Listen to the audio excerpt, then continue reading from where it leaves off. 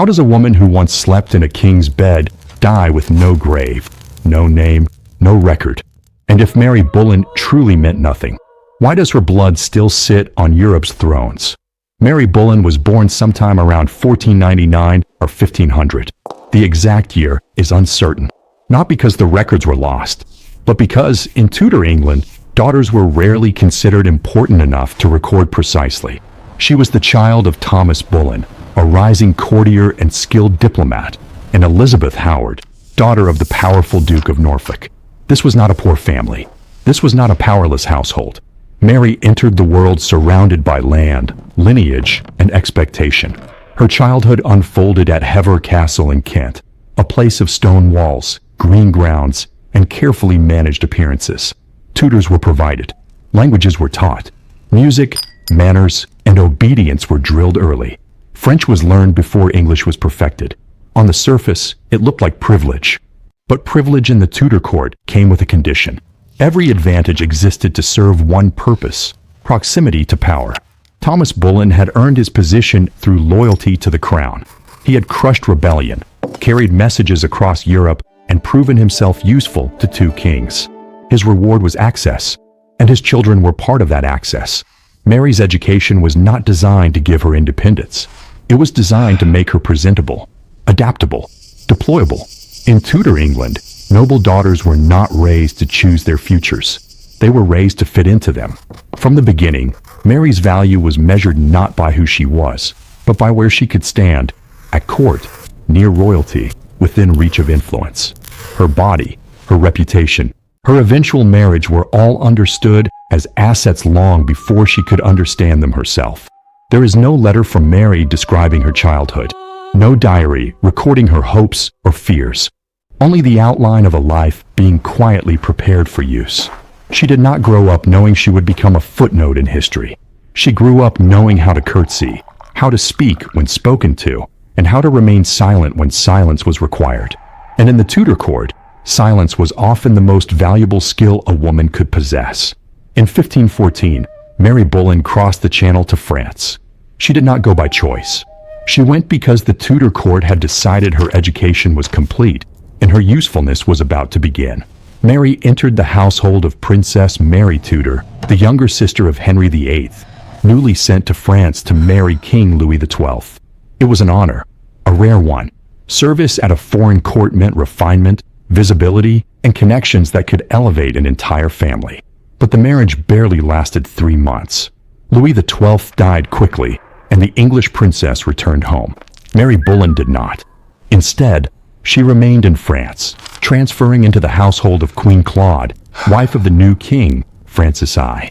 And it was here, away from England, away from family, that Mary's reputation began to change. The French court was different, more open, more indulgent, less restrained by the moral expectations that governed Tudor England. King Francis I was young, charismatic, and unapologetic about his affairs. Mistresses were not hidden. They were expected. At some point, whispers began to follow Mary Boleyn. Stories passed between courtiers. Suggestions, never confirmations. Years later, more than 2 decades after Mary had left France, a French bishop would write a letter claiming that Francis I referred to her with crude language, reducing her to rumor and insult. That letter is the only written evidence of Mary's supposed behavior. And it matters when it was written. 1536. England and France were enemies, and Boleyn was about to be executed. The Boleyn name was under attack. There are no French court records confirming an affair, no letters from Mary, no diaries, no contemporary accusations. Only a single retrospective voice, written long after the fact, in a moment when destroying the Boleyns served political purpose. But rumor does not need proof to survive, especially when it attaches itself to a woman.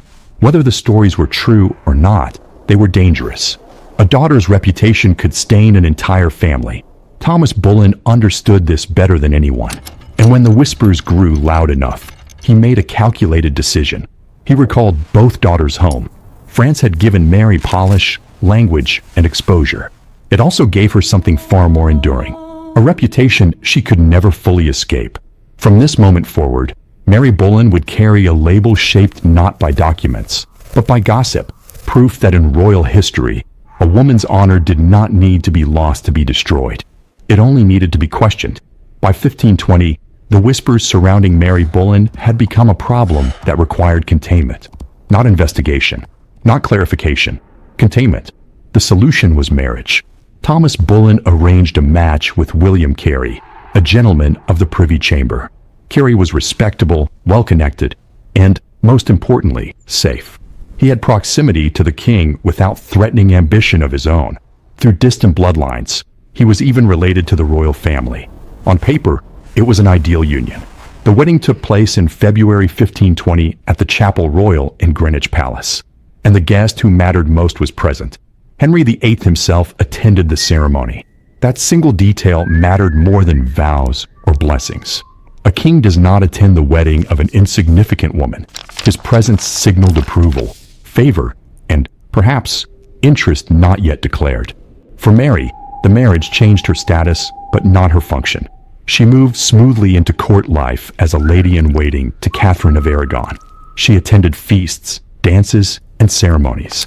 She was visible, polite, proper, officially respectable.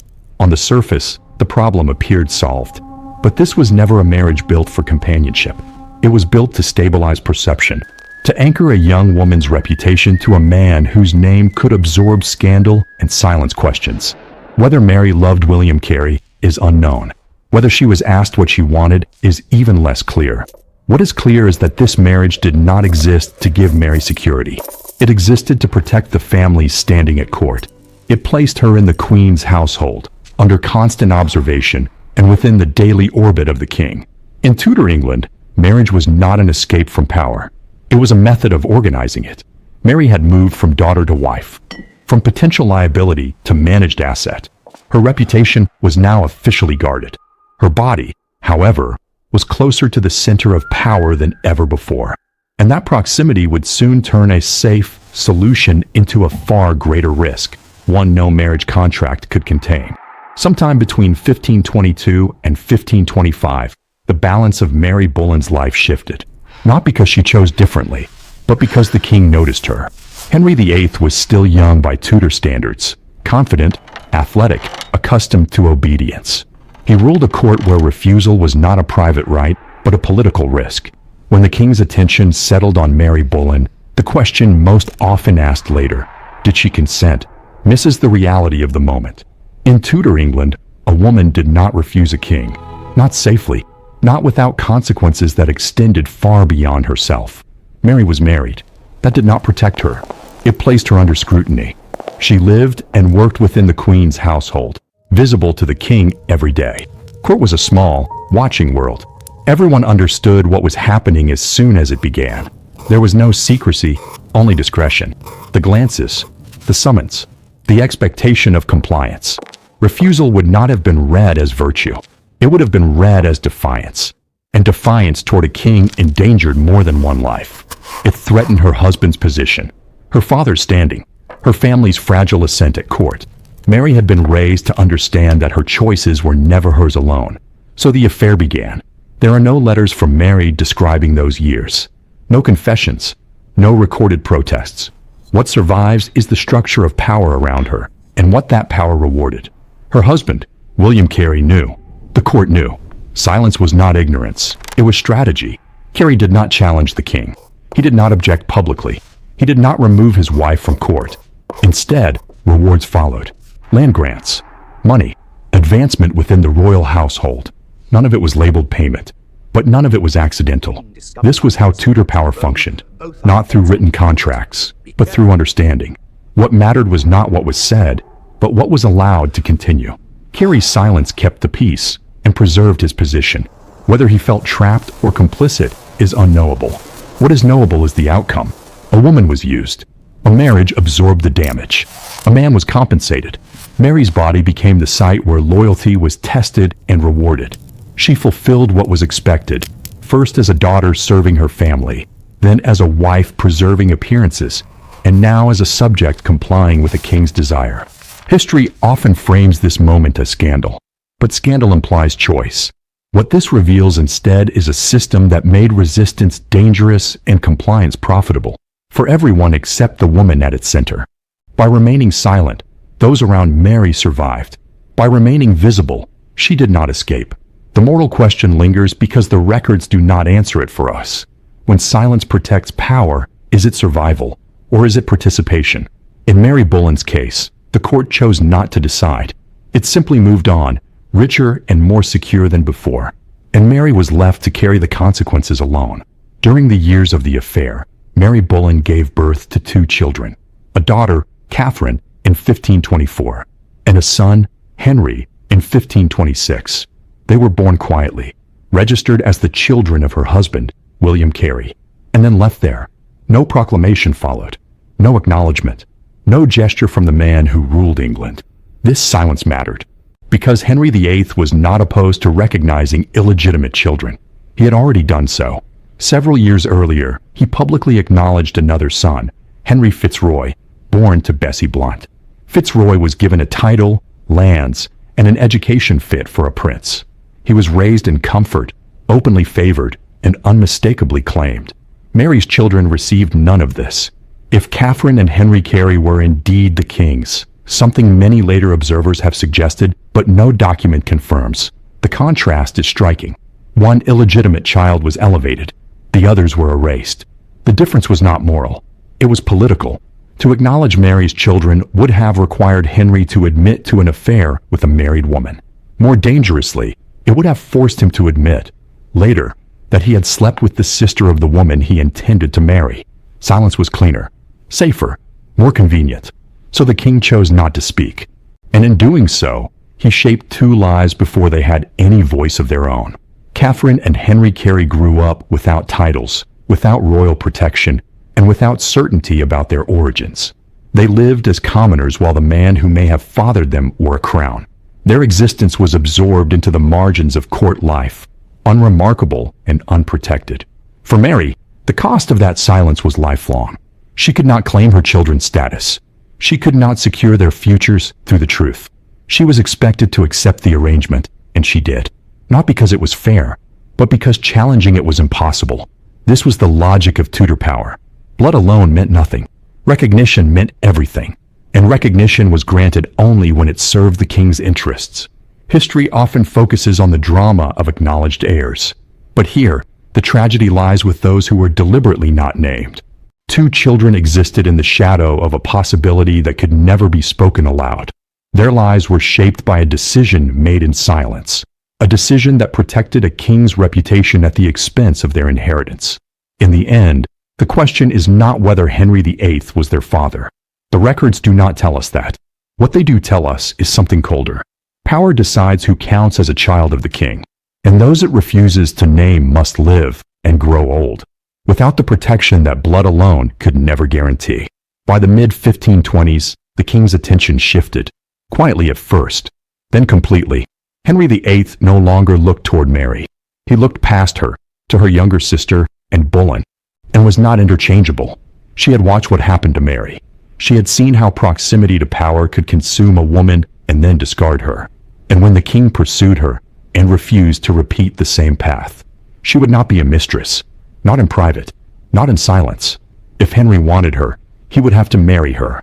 That refusal changed everything. What followed was not a love story, but a political rupture. The king's obsession with and led to years of pressure, delay, and negotiation, until it tore England from the authority of the Catholic Church. A marriage that could not exist within the old order demanded a new one. And so the Reformation took shape, not as a theological awakening, but as a solution to a personal impasse. As in Rose, Mary Boleyn receded. She did not compete. She did not protest. She simply disappeared from the center of the story. Mary watched from the margins as her sister climbed higher than any Boleyn before her, higher than Mary had ever been allowed to stand, where Mary had complied and resisted, where Mary had been absorbed into the system and tried to bend it. History often frames this as strength versus weakness, but the reality is harsher. Mary's withdrawal was not cowardice. It was survival. She had already paid the cost of being visible to a king. She knew what proximity could take and what it would never give back, and chose confrontation. Mary chose distance. Both choices carried consequences, and gained a crown, but only briefly. Mary gained obscurity, but with it, a measure of safety. In the Tudor court, there was no winning strategy for women, only different ways to lose. One sister stood at the center of history and paid with her life. The other stepped aside and paid with erasure. And for a time, the court barely noticed the difference. In 1528, the fragile structure holding Mary Boleyn in place collapsed. Her husband, William Carey, died suddenly of the sweating sickness, a disease that moved fast, left little explanation, and spared few. Within days, Mary was no longer a wife protected by a man's position at court. She was a widow with 2 young children, and very little money. Carey's estate was modest. Much of it vanished into debts. The woman who had once lived at the center of royal attention now faced a quieter reality: rent, food, clothing, survival. Her children had no titles, no royal acknowledgement, no guaranteed future. For a brief time, help came from her sister, and Boleyn, still rising in the king's favor, arranged a small annuity for Mary. It was not generosity, it was containment, enough to keep Mary afloat, not enough to give her independence. Then Mary made a decision that changed everything. In 1534, she married William Stafford, a soldier of low rank, with no fortune, no title, and no political value to the Boleyn family. The marriage was done quietly. No permission was sought. None was granted. In Tudor England, this was unforgivable. Noblewomen did not choose their husbands. They did not marry beneath their station. And they certainly did not do so without the consent of their family or the crown. When the marriage became known, the reaction was immediate. Thomas Boleyn was furious, and, now queen, acted swiftly. The annuity was cut. Mary was banished from court, not as punishment, but as erasure. This was the price of choosing incorrectly. Mary could have apologized. She could have begged. She could have returned to obedience. She did none of these. Instead, she wrote letters to her family, to powerful men, to explain what she had done and why. One line survives. It would become the clearest statement she ever left behind. She would rather beg her bread with him than be the greatest queen in Christendom. It was not a romantic declaration. It was a refusal. Mary chose a life without power, without protection, and without proximity to the court. She chose it knowing exactly what she was giving up. From that moment on, she and Stafford disappeared into the countryside, out of politics, out of favor, out of history's main record. For the first time in her life, Mary made a decision that served no dynasty, no strategy, no crown. And for the first time, the consequences belonged only to her. She had chosen freedom, and freedom, in the Tudor world, came with a cost that never stopped being collected. Freedom did not bring safety.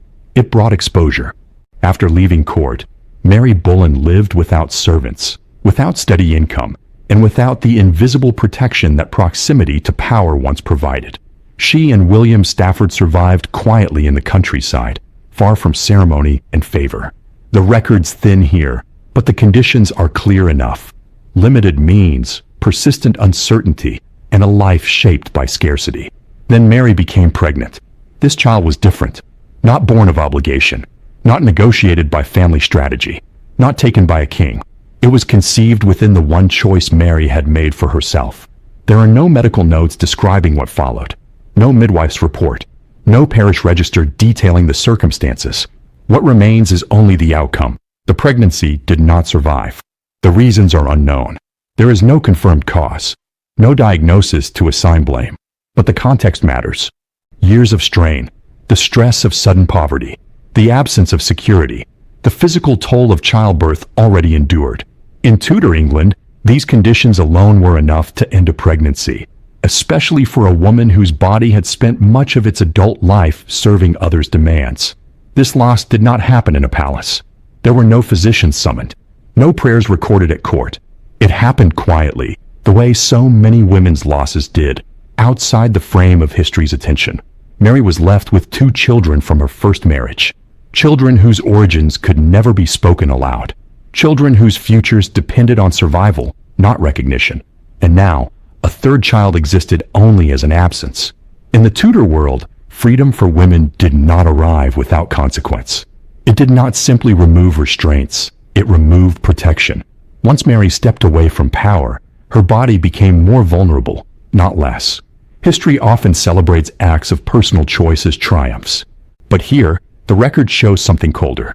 Mary chose autonomy, and autonomy exacted a biological price.